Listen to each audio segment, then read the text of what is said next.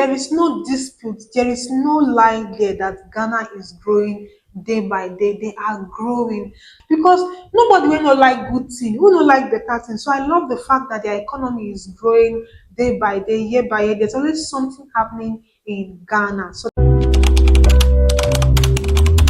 hey guys, how are you doing? It's a brand new day, it's a brand new year. Thank you so much for joining. Thank you so much. So, if you're coming across this channel for the first time, welcome, welcome, welcome. Please don't forget to like, share, subscribe, and do all that good stuff.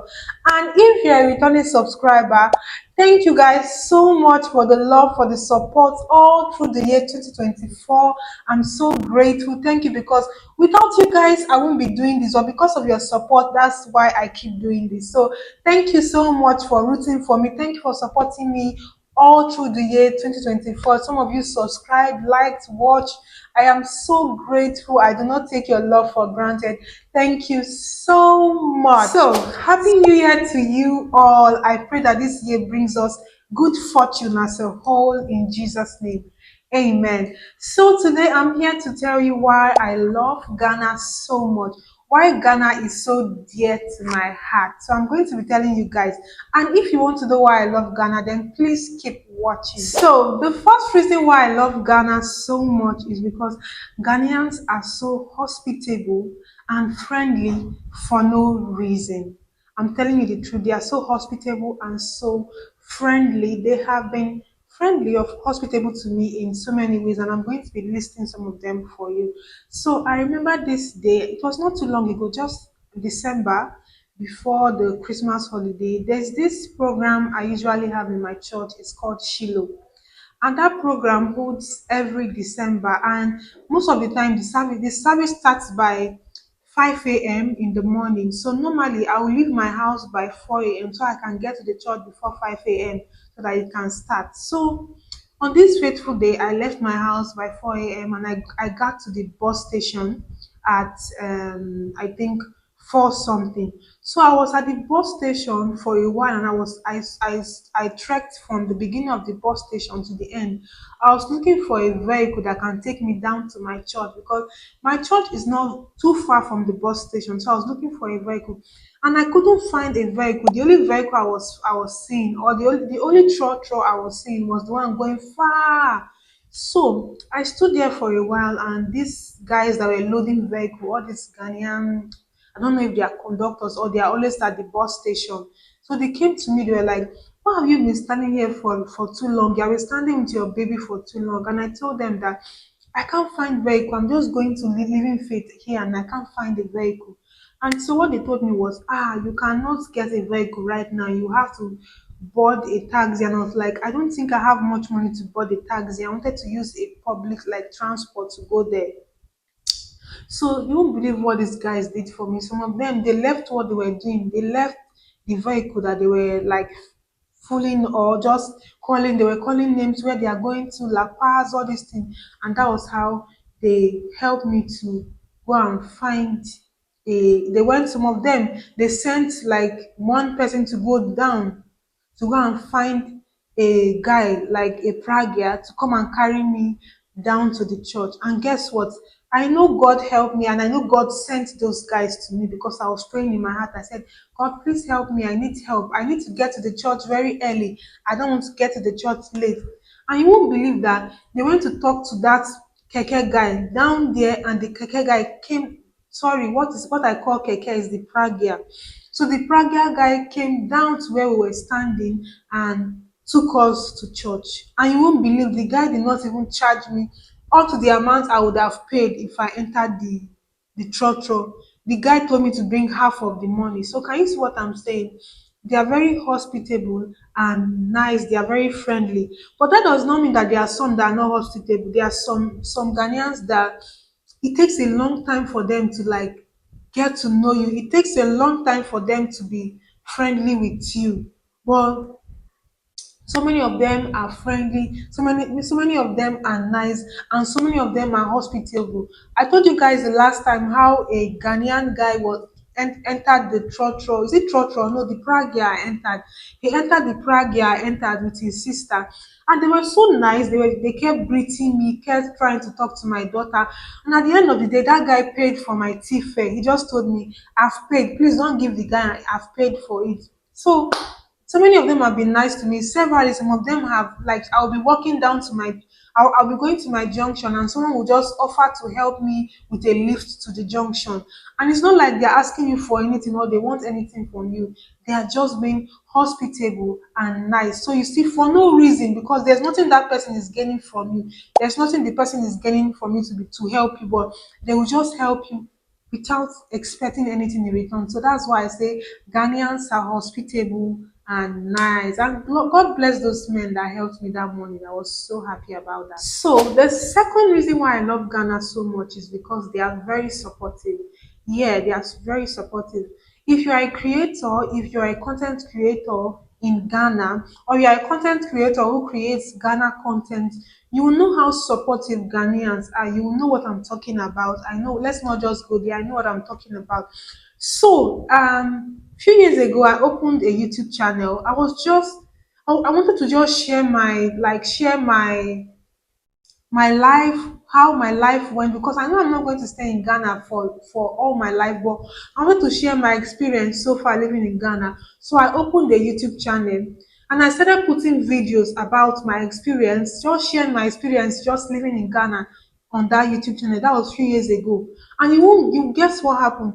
Ghanaians came and supported me. They subscribed to my channel. They were always supporting my videos. Like, I know some of them who have been watching me for a very long time and they are still watching me to date. So I know what I'm saying. Some of them came around, they supported me, they were always watching my videos, always rooting for me. If I don't create a video, they are always like, Judith, what happened? Like, always asking, it's long. So what happened was, after creating that channel, after getting to like 2,700 subscribers on that channel, when it was time for monetization, I couldn't monetize that channel because of some reasons. So I gave up on that. After a while, I gave up on that channel because I was not getting anything. I need money to like create more content. I need money to go out and just explore Ghana as a whole, but I didn't have money to do so. And I just felt stuck. So I stopped using that channel. I stopped creating content for over a year and I didn't create content on that channel. So just last year, I think last year, July, I decided to start creating Ghanaian content. Is it July or August? I don't even know. I can't remember. I decided to start creating Ghanaian content all over again. And guys, the first Ghanaian video, I be the second I dropped. So many of them found me on my new channel and started liking, started subscribing, started watching my videos. Some of them are like, Judith, where have you been? Like, I remember then I used to be very fat. Some of them would ask me, Judith, why did you lose weight? You were fat before. What happened to you? And they didn't know that I've been on a weight loss journey. That's why I am this slim, because I love this size. Let me tell you the truth, honestly. I love the way I look now. I was not happy when I was looking that fat. No, I was not. I feel more happy this way. So they came and they supported me till now. So many of them still watch me on this channel. So that's what I'm saying. Ghanaians can be very supportive. I know what I'm saying. So they have been supportive to me and supportive to so many Nigerian, so many creators, whether you're a Nigerian creator, you are from Zimbabwe, you are from whatever country you are from, they are very supportive of you. They will use their data to watch your videos and support you to see that you grow. So that's why I say Ghanaians are very supportive. Another thing I love about Ghana and Ghanaians is the accent. I love their accent so much, even though it's very hard for me because all my life I grew up in Nigeria, my country. So it's a bit difficult for me to start speaking their accent, but I love their accent so much. And the reason why I love their accent so much is because it's so distinct. It's very distinct. If a guy should open his mouth today, whether I find you in any part of the world, and you open your mouth to speak, before you even tell me you are a Ghanaian, I know you are a Ghanaian because of your accent. So that's why I say I love the Ghanaian accent. I will know that the person, whether you are a lady or you are a guy, even if I'm watching the TV and I see a Ghanaian speaking, I know this is a Ghanaian, I know this is a Nigerian. So that's what I'm saying. I love their accent because it's very distinct. Like, It makes them different everywhere they go. They when they speak, you know that this person is a Ghanaian. And also, have you heard their Ghanaian pidgin? It's so funny, so hilarious. Have you heard when they say maybe like in Nigeria, if you want to say, "Oh, this thing makes sense," maybe I want to say, this mirror makes sense. Ghanaians will say, Charlie, if you make nice though, if you make nice. So their broken or their accent as a whole is very distinct. I love their accent so So much. Another thing I love about Ghana and Ghanaians is their marriage setting because it's so simple and so straightforward. Yes. The other day, I saw somebody in my neighborhood was getting married, and I was shocked. I was like, "Is this how Ghanaian marriage is?" Especially the Christians, the marriage is very simple. Unlike where I come from in my country, where a marriage is just like an event. Your family need to prepare for it. People go the extra mile in my country to get married. Some of them will go and borrow. Some of them will do all sorts of things just to make sure that their marriage makes sense. People collect loans just because of marriage where I come from. So the setting of marriage over here is just so different and simple and straightforward. The other day, someone was getting married in my environment, and I was just looking. I was like, "What? How can this be possible?" Like after the exchange of gifts that they did inside the house, the bride and the groom they just danced outside. And when they danced outside, I saw a pastor like joining them together saying, was asking the guy his name, asking him to say some vows, and the lady was saying her own vow, and the guy was saying, "Yes, I do." The lady too said, "Yes, I do." It can never happen from where I come from. You will do your traditional marriage separate. You will do your church wedding. I don't know if they do. I know that they do church wedding because I see some makeup artists that do church wedding makeups, all those things. But I was telling you that I just saw them join them. A pastor came to join them when they were doing the traditional rites. So that's what I'm saying. Ghanaian marriage is very straightforward. Like from what I saw that day, Ghanaian marriage is very straightforward and simple. They don't need like I saw them that marriage they did they didn't go into depth because of they were trying to get married because it was very simple. And what some people forget is that after the marriage there is life after the marriage. After you finish spending all this money, there's life after it. You need to eat, you need to survive. If you need to do a lot after the marriage because I will tell you that the main thing is not the ceremony, it's the marriage. After see the marriage starts after that ceremony. So all those things that we do go through is not really worth it. I don't know if you understand. It's not really worth it. As far as like I love what they did, as far as they shared their vows together. That's one thing I love court weddings because you just go to the court, share your vows together, share your rings together. If you want to invite few people, you invite few people. That's the simple way to do it in Nigeria. Invite few people to come and like share, enjoy, like but God, I noticed that the Ghanaian wedding is very simple and straightforward. That's what I'm saying because I know where I'm coming from. My twin sister got married. My twin sister got married few years ago. I got married few years ago. My cousin got married few years ago. I have so many family members who got married few years ago, and I know how big it was. That's what I'm saying. It is very straightforward in Ghana than Nigeria. Nigerian weddings are see it's a whole event as a whole. We prepared for it. We prepare for it. Some people take years to prepare just for marriage. You need to see what we do when it's time to get married.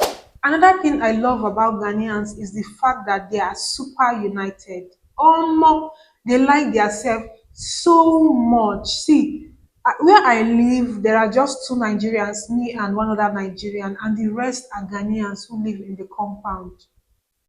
I see how they like themselves. I see how they love themselves. I see how they treat themselves. They are always around themselves.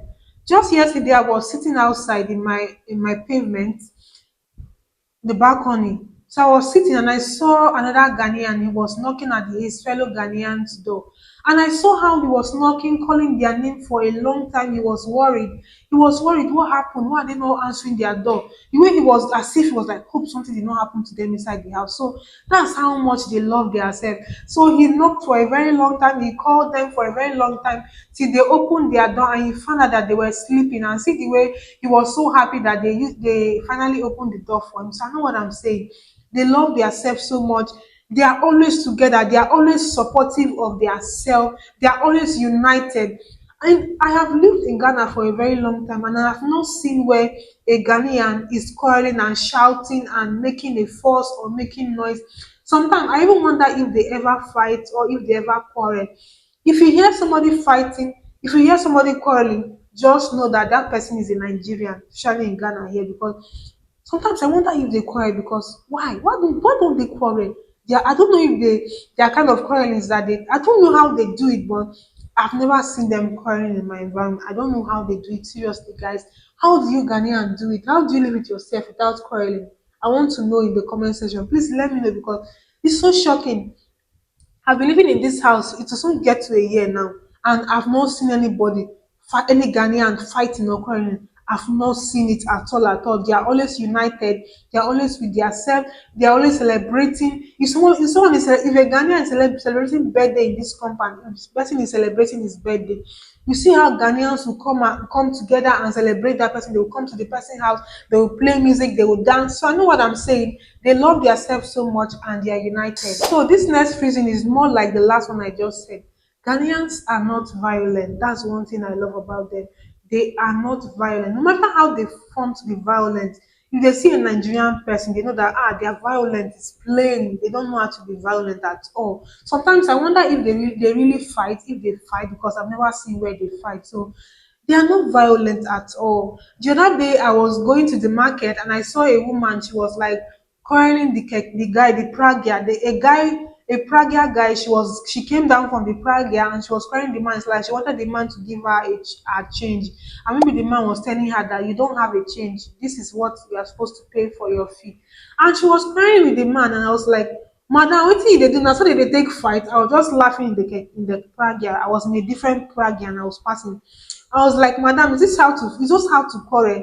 The way you are talking now, how will this man take you serious? Sometimes they say in the kingdom of God, even in the Bible, they say in the kingdom of God suffered violence, and only the violence taken it by force. So sometimes I feel you have to be violent to take things, because sometimes I feel like when you are not violent, people take you for granted, people ride on you, people manipulate you when you are not violent. People see chance to treat you anyhow. Once they see that sometimes your head no correct, they will respect themselves. So that's how I see it. But Ghanaians, they are not violent at all. That day I was like, Madam, the way you are doing now, how will this man give you your change? This know how to see craze for the sometimes it's good to craze.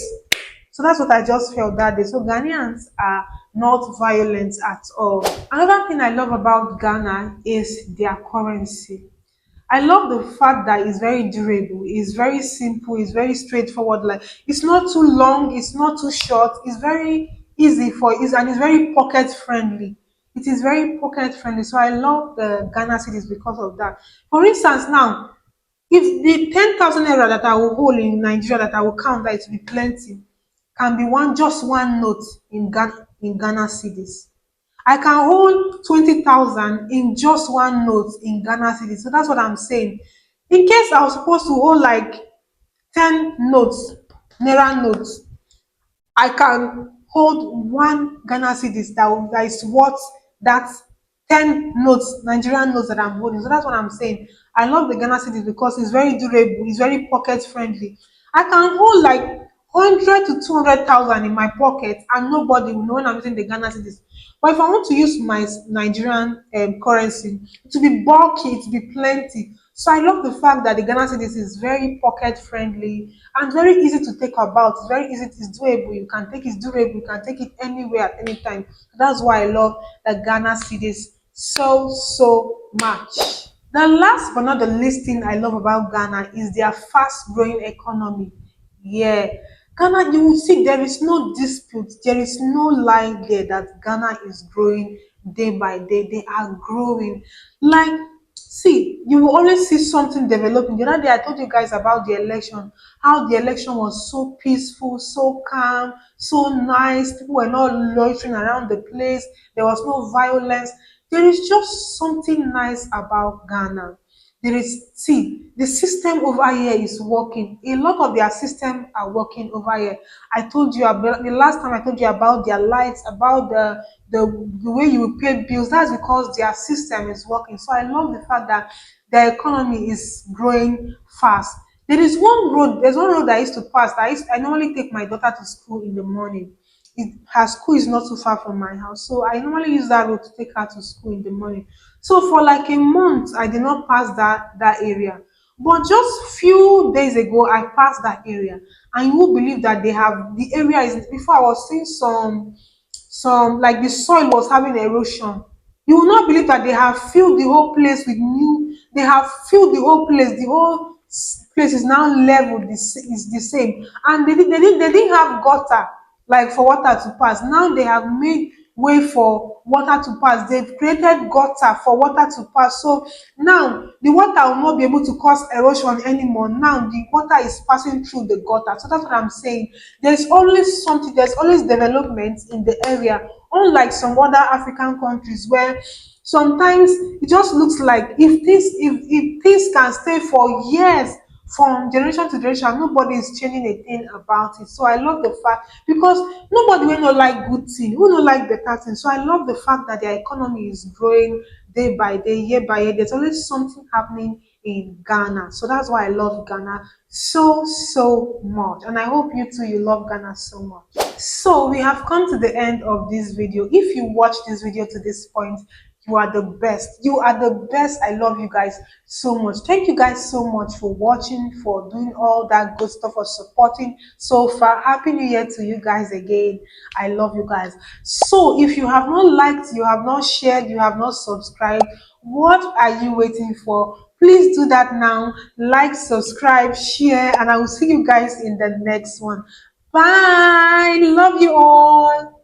Mwah.